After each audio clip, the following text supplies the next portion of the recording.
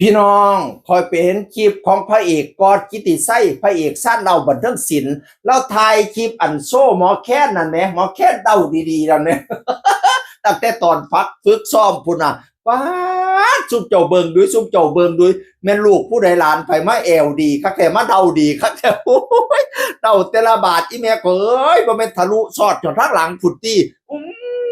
เป็นตะจุกนำแต่อีแม่ข่อยมาเดาดีเดาแซ่บเดานัวคักแต่ โอ้ยเนาะเฮ้ยผู้ใดได้เป็นผัวก็สิถือใจคักเนาะป๊าดมาเดาดีคักแต่ลูกมาแอวดีคักแต่ลูกโอ้ยหมดคำจะบรรยายพี่น้องเอ๋ยเป็นการโศกของสารเล่าบันเทิงศิลป์เขาเจ้าสิแต่งองค์ทรงเคียงล่ะค่ะส้มผู้ชายก็ถือแค้นขึ้นไปเดาทั้งเวทีน่ะก็จังหวะนั้นจังหวะนี้โอ้ยเดาดีพี่น้องเอ๋ยเบิ่งเปียงเบิ่งตอนเขาเจ้าแต่งองค์ทรงเคียงก็เฮ็ดดีไปวาดนึงเด้แล้วกัน แต่งตัวกระดูดีแต่งตัวแบบอีสานโบราณพี่น้องเอ๋ยผู้เบาอีสานนั่นน่ะเอาแค้นบัดเนี่ยโอ้ยจะเป็นแยกจะเป็นขาวให้ผู้นี้ก็ได้เขาอ่อนรอนอยู่เดาดีให้เทิงเดาเทิงยิ้มโอ้ยจะเป็นผู้ดีให้นี่ละคืออันแดนเซอร์ของชาติเราบันเทิงศิลป์พี่น้องเอ๋ยขออนุญาตคลิปจากอันเพจของกอดกิตติไส้เด้อขออนุญาตเอามันเบาสู่พี่สู่น้องฟังแน่เอาความเป็นตาฮักของแดนเซอร์สร้างเราบันเทิงศิลป์มาฝากพี่ฝากน้องไปเบิ่งเดือนฤดูกาลนี่นะหมอแค้นเดาดีเป็นตานายเนาะหมอแค้นนี่ต้องแอลดีเดาดีเด้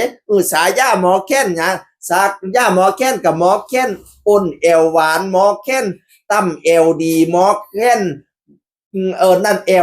ลนี่เขาเจ้าก็สิว่าไปเนาะบัดนี้ซ่านเล่าเก่าหมอแค้นมาโซ่เลยเดาว่าสันเดาคักเดาแน่อีพออีเมฆเขาเดาเป็นตามัดหมดลูกทะลุให้เอาคลิปมวนคลิปเป็นตาฮักจากก้อนติดกิตติไส้มาให้พี่ให้น้องเบิ้งผู้ใดอยากได้เบิ้งคักๆเขาไปเบิ้งเฟซของอันเพจของก้อนกิตติไส้เด้อพระเอกสั้นเราบันเทิงศิลป์อันล่ำมวนผู้นี้ก็หลายเสียงดีก็ยังมาอยู่กับสั้นเรามาหลายฝ่าลาปีแล้วที่ไปติดตามแล้วแน่คอยเอาอันคลิปจากเล่ามาไปติดตามเล่าแน่บัดนี้นะขออนุญาตบาดคำเดี๋ยวข่อยเห็นอันหมอแค้นเดาดีเดามวนข่อยก็เลยอยากมาเบาสันนี้เดี๋ยวนี้แม่ลูกผู้ใดหลานผู้ใดมาแอวดีคักแท้ขันได้ไปเบิ่งทั้งห้านหน้าเวทีเสี่ยวติดไปจัก20-30อยู่ก็บ่มีเงิน100เงินพันคือผู้อื่นจักบาทเก่าทบังลาว่าแต่ FC เพิ่นเอาให้ก็ดีใจเบิดเด้อลูกเด้อคอยเก็บคอยกำใบ20ก็ยังรังเกียจใบ50ก็อย่ารังเกียจเหรียญ5ก็อย่ารังเกียจคอยเก็บคอยกำเอา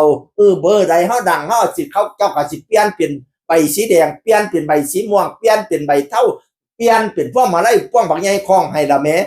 คอยหาไป FC แล้วนะผู้เพิ่นฮักเฮาก็สิคอยมีขึ้นเรื่อยๆดอกเป็นตาไปคล้องอยู่เด้อผู้เดาดีๆนี่เด้อ